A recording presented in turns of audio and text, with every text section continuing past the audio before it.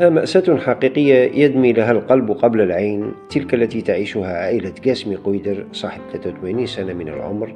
شاءت الأقدار أن يقطن ببلدية بئر الجير بوهران منذ سنة 1975 إلى يومنا هذا، وولد أبناؤه في هذا البيت الذي كان مبنيا في بدايته بالطين والحجارة.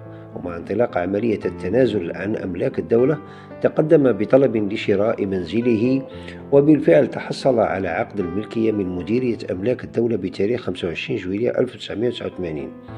السيد قاسمي قويدر وعائلته قضوا أجمل السنوات بهذا المكان الذي كان خاليا إلا من الحيوانات البرية كالخنزير والذئاب، لكن مع التوسع العمراني أحاطت به سكنات الجيران واستبشر خيرا. لكن في سنة 2024 كانت صدمة العائلة كبيرة، فأحد جيرانهم رفع دعوى قضائية ضد السيد قاسمي قويدر يدعي أنه استولى على سكنه.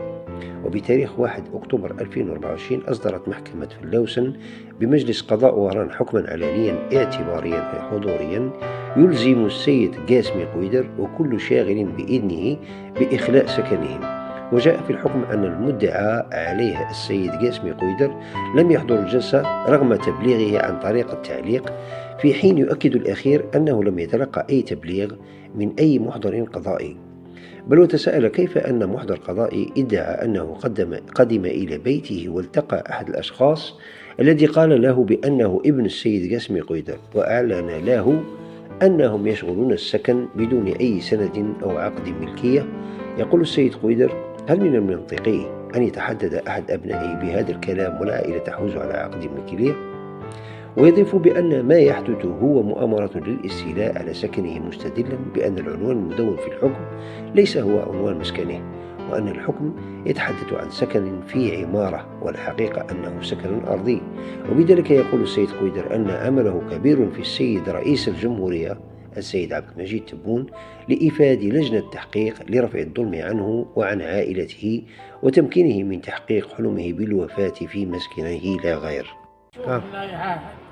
هالحيطة كدير بالتراب بنيهم من هالأول بالتراب بنيهم بالتراب بنيهم شو بالاخر بالسيمة. هاللي بني كما هكا يطردوا كما هكا ابن عمي. يا ما يخافوش الله جانينا الرفض 3 الخطرات هاني طردوا. يا حياتي خسرتها هنايا حياتي خسرتها.